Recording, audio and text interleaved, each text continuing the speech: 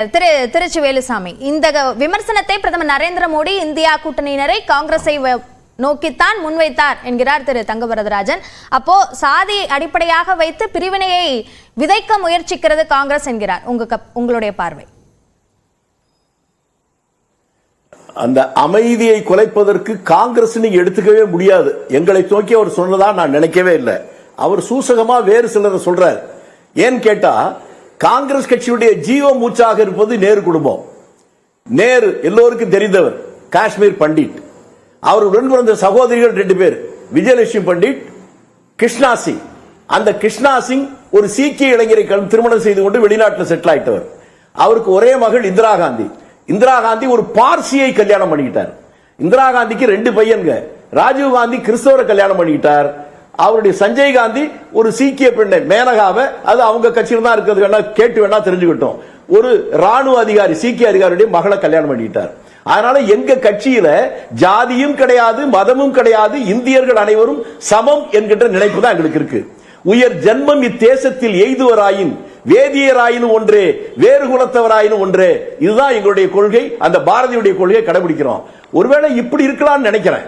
இது தமிழ்நாட்டில் 10.5% எங்களுக்கு போதாது, இன்னும் கூட வேணும்னு கேட்கிற பாமக பத்தி சொல்லலாம்னு சொல்லியிருக்கலாம். இல்லைன்னா அவங்க கூட்டணியில் இருக்கிறாரு எங்க நண்பர் ஜான் பாண்டியன், அவரை பத்தி சொன்னாலும் சொல்லியிருக்கலாம். இல்லைன்னா சமீபத்தில் ஒருத்தர் சொன்னாரு, ஜோதிமணி எங்க அக்கா, செந்தில் பாலாஜி நானும் அண்ணன் தம்பி, வேலுமணி நானும் ஒரே சாமி கும்பிடுறவங்க அப்படின்னு ஒருத்தர் சொன்னாரு. அவர் யாருன்னு எனக்கு பேர் தெரியல, தங்கவரதராஜன் அவருக்கு நல்லா தெரியும். ஒருவேளை அவரை பத்தி சொன்னாரா தெரியல.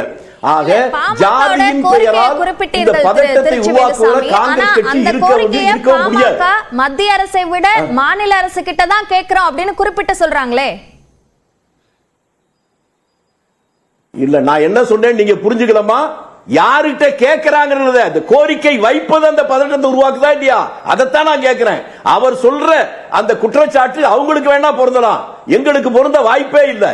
அதனால எங்களை சொல்லல, அவர் இப்படித்தான் சொல்லுவாரு. ஆனால் அவர் சொன்னதுல ஒரு மிகப்பெரிய ஆபத்து இருக்கிறது என்பதை நாம் புரிந்து கொள்ள வேண்டும்.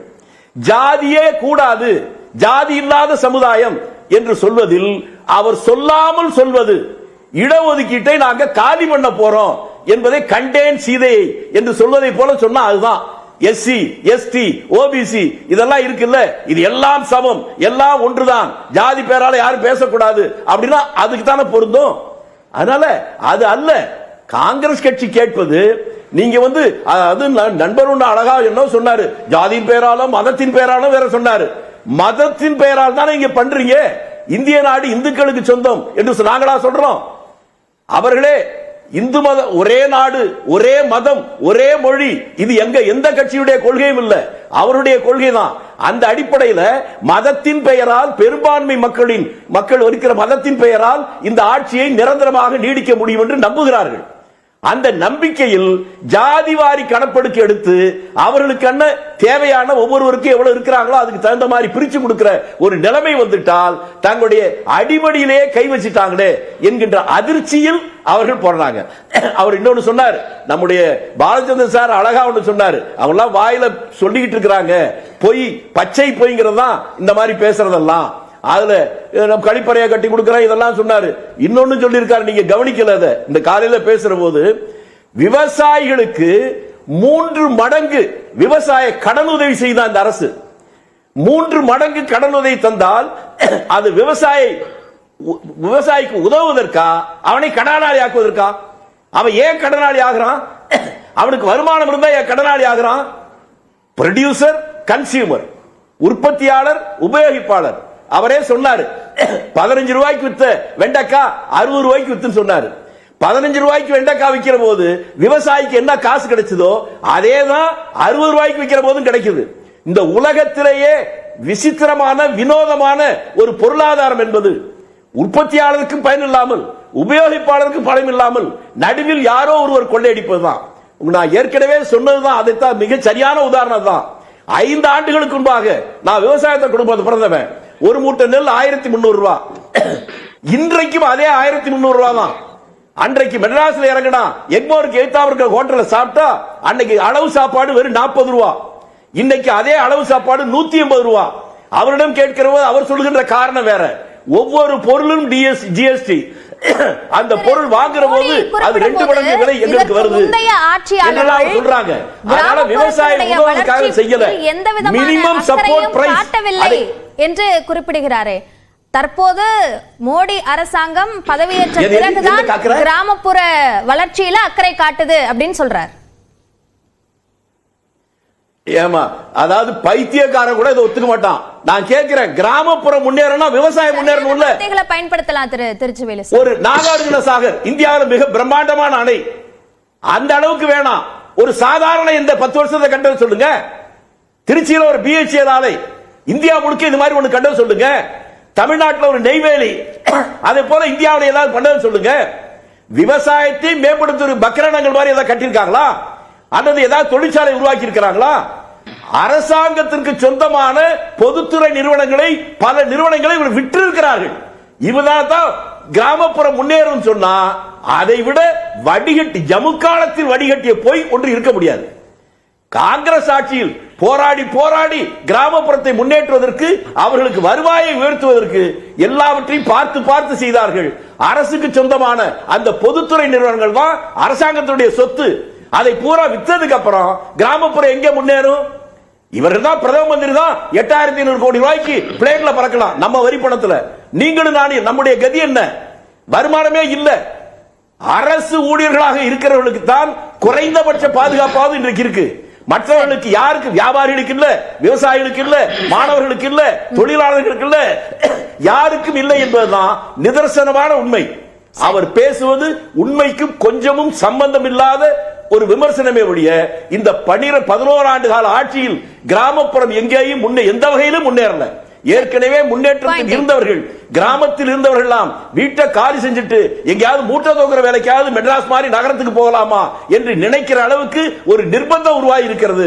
அது கிராமத்தில் பிறந்தவர்களுக்கு, அங்கே வாழ்ந்து கொண்டிருக்கிறவர்களுக்கு, அல்லது அங்க இருக்கிற மக்களுடைய உணர்வுகளை புரிந்து கொண்டவர்களுக்கு புரியும். சரி, டெல்லியில உட்கார்ந்து கொண்டு அல்லது ஏசி அறையில் உட்கார்ந்து கொண்டு அப்படியே எந்த பிரச்சனையும் இல்லாமல் பேசுவவர்களுக்கு இது தெரிய வாய்ப்பில்லை. சரி, திரு சரவண பெருமாள், பிரதமர் மோடி சொன்ன அந்த கருத்துக்கள் அனைத்துமே உண்மைக்கு மாறானவை, உண்மைக்கு கொஞ்சம் கூட பொருந்தக்கூடிய ஒரு கருத்து அல்ல. பாஜக காலகட்டத்தில் கிராமப்புறங்கள் வளரவே இல்லை என்ற கருத்தை சொல்றார் திரு திருச்சி வேலுசாமி. உங்க பதில். அனைவருக்கும் மாலை வணக்கம். நியூஸ் 18 குழுமத்தில் நெறியாளர் வணக்கம், சக கருத்தையாளருக்கும் என்னோட பணிவான வணக்கங்களை தெரிவித்துக் கொண்டு பொன்னான கருத்துக்களை தமிழ் மக்களுக்கு தெரிவிக்கிறேன். அதாவது நம்ம உற்று நோக்கினா, மகாத்மா காந்தி அவர்கள் வந்து சொல்லியது என்னன்னு பார்த்தீங்கன்னா, கிராமங்கள் தான் இந்தியாவுடைய இருதயம் அப்படின்னு சொல்லி தெளிவாக சொல்லியிருக்காரு. ஆகையினால கடந்த ஒரு நம்ம தோராயமாக வந்து 1960ன்னு எடுத்துக்குவோம். 60லேருந்து சுதந்திரம் அடைந்த பிற்பாடு ஒரு சீர்பட்ட இந்தியாவாக பல சட்டத்திட்டங்களை மாறுதல் பெற்று 1950க்கு அப்புறம் 60ல் அதற்கு பிற்பாடு வந்து நீங்கள் கூட பார்த்துருக்கலாம். இப்போ 1 நேஷன் 1 போல் அது வந்து மாறுதல்கள் அப்போ இருந்து 67 வரைக்கும் பண்ணியிருக்காங்க. ஸோ அந்த மாதிரியான ஒரு சட்ட திருத்தங்கள்லாம் வந்து வரும்போது கிராமங்களில் மேம்பாட்டு அப்படின்னு பார்க்கணுன்னா, நம்ம வளர்ச்சிகள் அப்படின்னு பார்த்தா இன்னும் வந்து நம்ம ஒரு தோய்வில் தான் இருந்திருக்கோம். அதற்கு பிற்பாடு ஏற்பட்ட 91லேருந்து 96 நரசிம்மராவ் கவர்மெண்ட் எடுத்துக்கிட்டோன்னா, அங்க வந்து வரலாறுகளை விட்டுலாம். இப்போ கரண்டா நடந்துட்டு இருக்க விஷயத்தோட ஒப்பிட்டு பார்க்கும்போது பிரதமர் நரேந்திர மோடி சொல்லக்கூடிய விஷயத்திற்கும் நிதர்சனத்திற்கும் நிறைய முரண்கள் இருக்குன்னு சொல்றாங்க. இல்ல, அதுதான், அது எப்படி முரண்கள் இருக்குன்னு நீங்க சொல்றீங்க பாருங்க. இப்போ முரண்கள் இல்லைன்றதான் என்னோட வாதம். ஏன்னு கேட்டிங்கன்னா, பாயிண்ட் நம்பர் 1, உங்களுக்கு இன்னைக்கு வந்து கிராமப்புறங்களில் இணையதள வசதிகளோடு அங்கே தகவல் பரிமாற்றம் நடந்து கொண்டிருக்கிறது. கிராமத்தில் இருக்க ஒரு சாதாரண விவசாயி இன்னைக்கு வந்து ஆன்லைன் மூலயமா அந்த வெதர் ரிப்போர்ட்டை, அதற்கு தேவையான விவசாயிகளுக்கு தேவையான இன்ஃபர்மேஷன் நீங்கள் கிராம அலுவலகத்தை அணுகணும்னு தேவையில்லை. ஆன்லைன்லேயே அவங்க இந்த ஆப் மூலயமா அவங்களுக்கு கிடைக்குது.